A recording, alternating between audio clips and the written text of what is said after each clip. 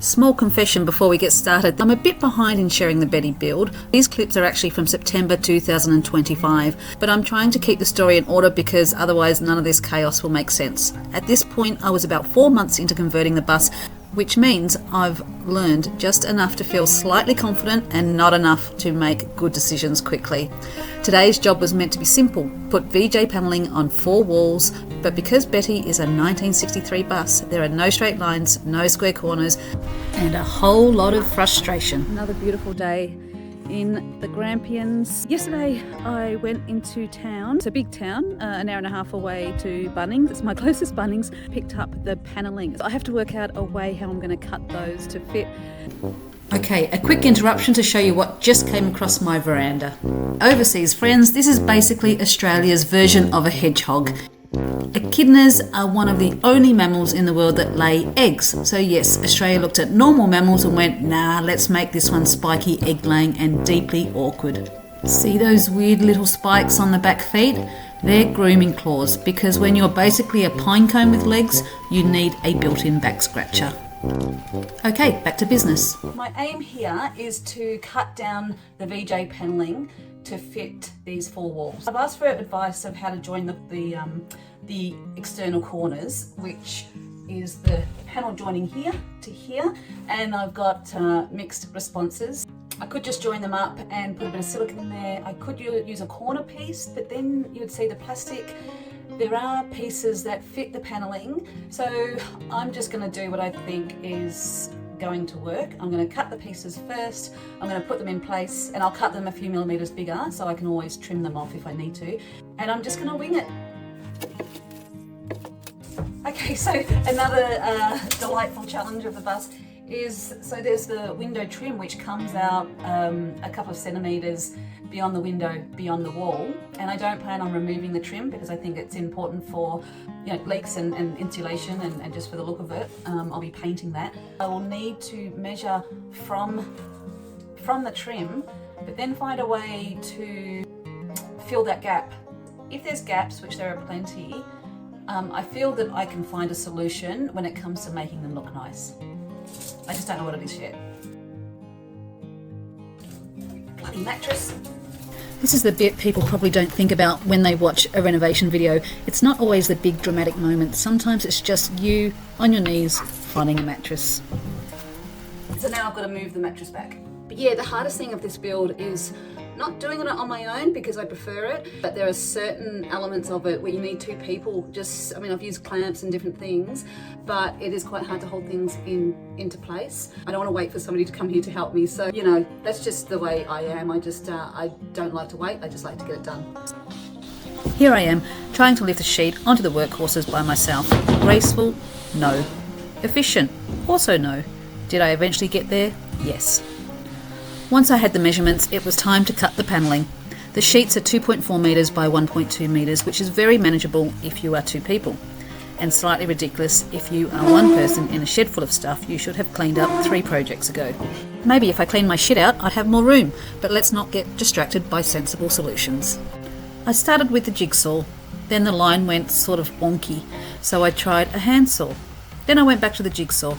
Then I stood there for a while staring at it, as if the panelling might explain itself. Then I got the multi-tool out to get into the smaller edges. And I still don't really know if the wonky edges are because I'm inexperienced.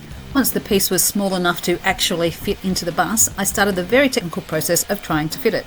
And by technical, I mean walking from the kitchen bench to the wall and back again about 300 times.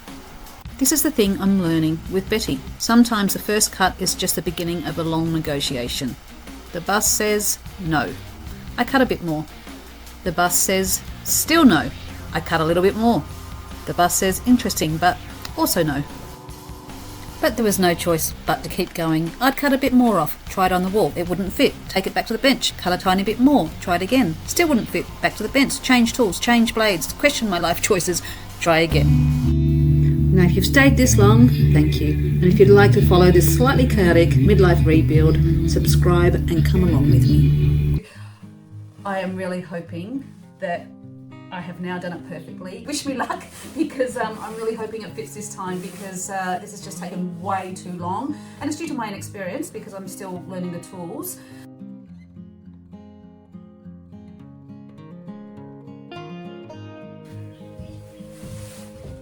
Okay, I'm going to show you what's happening and why I need to make even more cuts.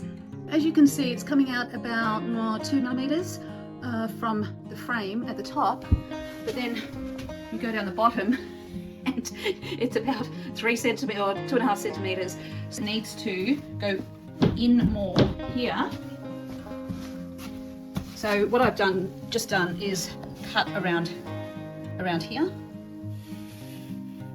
but I can't really see what's stopping it from moving. Oh, I think it's down the bottom here. Might be stopping it. The top is actually looking okay. That will be lifted up a little bit to decrease that gap. So it's looking pretty tight.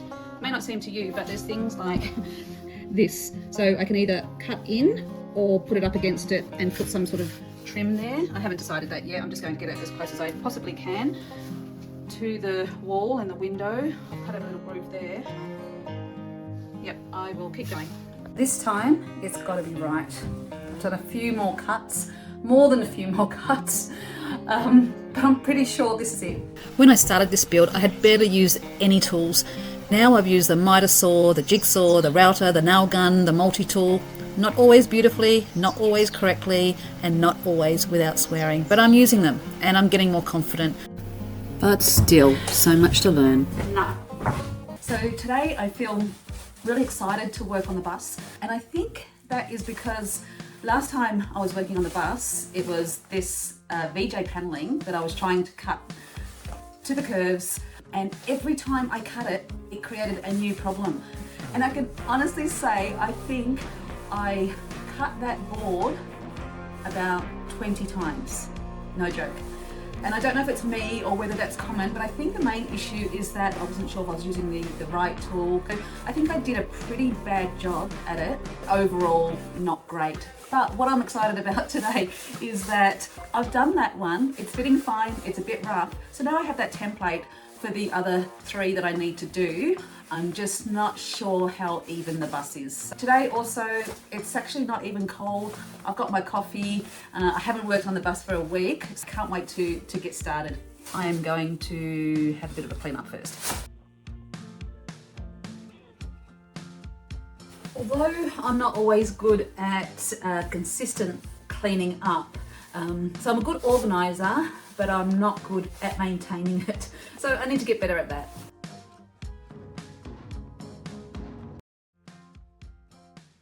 There's also that decision to, I spend quite a bit of money on tools, but I have some old tools in the shed, which I don't even know where half of them came from. I was having trouble cutting straight lines with the jigsaw I've got, and I just assumed it was me until I tried a different jigsaw and it wasn't me. So it's a faulty jigsaw. So the one I do have in the shed is this one, but it's on a cord, which is really annoying, especially working in the bus where I have to bring the power in on a long cord. So it's just another decision of the build is, do I spend even more money on a new jigsaw or any new tools, or work with what I've got? I've bought the miter saw, I've bought the router, a few other, the multi-tool. But I also feel that they are a really good investment because this bus won't be my last project. I'm already thinking about my next project. So I think in the end, it is better to have really good tools. Oh, so many cut-offs from the paneling. So what I'd like to do while I'm thinking about my next project is, I'm quite a visual person, so I need to see what it might look like. And as you can see, that those cushions behind is from my old couch, and then it went to Mum. So it's been in the family for quite some time. And I'm thinking about repurposing it, putting a timber base around it, making it so it converts into a single bed. So I just sit it there just to let it mull over. So I could clear the whole bus out to make more space, but I actually like having things in its place. And that's also why I just went with the base cabinets from IKEA. I haven't chosen the top or the fronts because I just want to get a feel of it first. No, I'm actually going to move that little dinette because that's my workspace today. When I spoke about doing a bad job of the paneling, I thought I might as well show you. It's a bit embarrassing, but it's all part of the journey, right? Up here, I ended up cutting too wide because I'd start on one side and then the whole thing would shift. So then I'd have to cut out a little bit the other side, and then it just got too big. So my solution for this is, I think it's 6mm quad. Can just go in there. This is a pretty good job. You can't get much closer than that. The windows, there's going to be a big gap right here, because it would have been just too hard to go in on the window. So I'll put some quad, maybe some foam filler, then some quad and a bit of silicone. Down here, I've taken a few little bits out there. There is where the blade slipped. I ended up cutting that loose piece off. It's okay, the quad will cover that as well. This is a really rough cut. I could make it neater, but you're not going to see it because it's behind the fridge. And then I've cut a little bit too high on the corner. That was when I was getting really pissed off and I had to keep making cuts, putting it back, and then underneath it's not too bad. Okay, so now you're going to witness whether this template, if I put it back to front and put it on here, whether it's going to fit. And then I can use this to cut out the next piece of board. So wish me luck.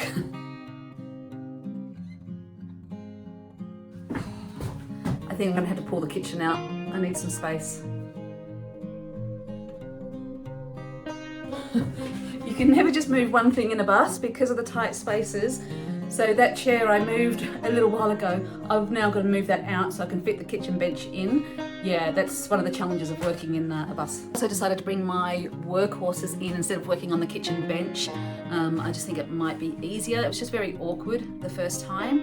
Learning every day to find better ways of doing things. This was my little trial shelf, which didn't work very well. I was just trying to work out whether I wanted overhead shelves. Sit something like that over the kitchen. So I'm still thinking about that one. All right, wish me luck. This is the same issue I had last time. It's sitting out like that, so the bottom of it needs to push in, but I can see I need to make more of a curve for this side. Buses are just so uneven. You've got to measure a few times. Not just twice, a few times. I'll just keep going. Yeah, it's not the same at all, but I still don't think it will take me as long as the first one. So I think after I do this one, I'm gonna be a bit sick of doing this job. So because I do get bored quite easily, I'm not good at sticking to one project. And you'll know that about me by looking at all the different projects around the property and also within the bus. I've stopped the plastering, I've stopped the bedside tables, I've stopped the kitchen, because I just have that need to get on with something new. Obviously I'll go back to all of them. My attention span is quite short and I'm not good at spending a lot of time on things. Now I've got to very awkwardly take Workhorse's paneling to use as a template out of the bus, and I'll cut them in the shed so it's too big to bring in the bus.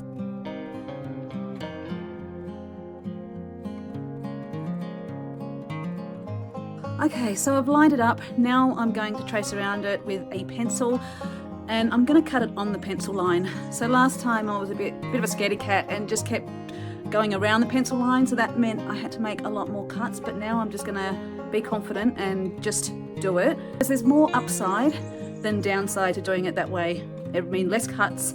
I can use quad to fill up anything I've cut a little bit too much. So here's where I need to hand draw it a little bit, where it's not fitting the same as the one I've already cut.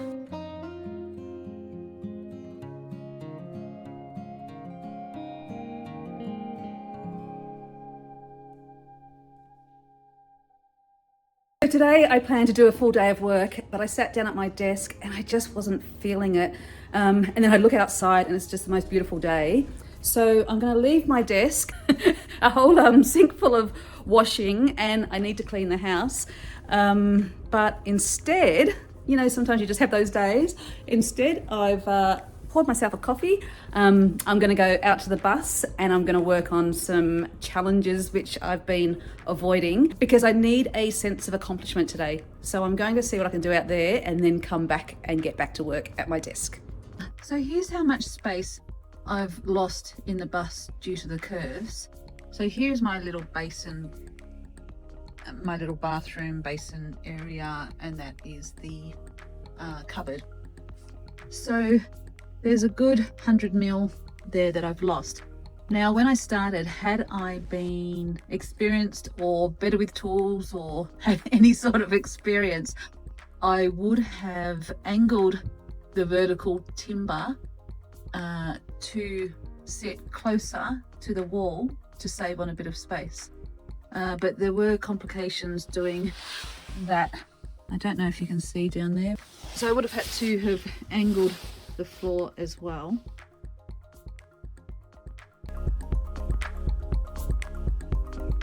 So we've just found this on the property. Does anybody know what sort of mushroom it is, or fungi?